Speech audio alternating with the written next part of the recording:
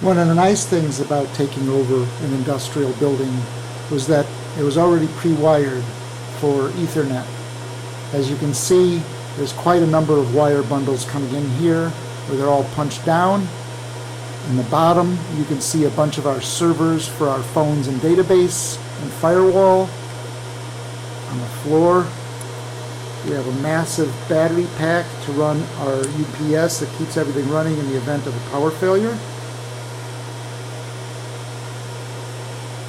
And on the other side here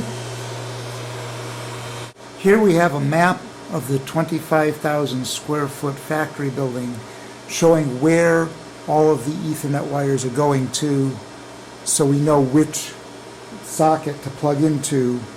Here you can see all of our phone lines patched into the two switches that are currently running our network, along with a PoE that runs all of our IP phones.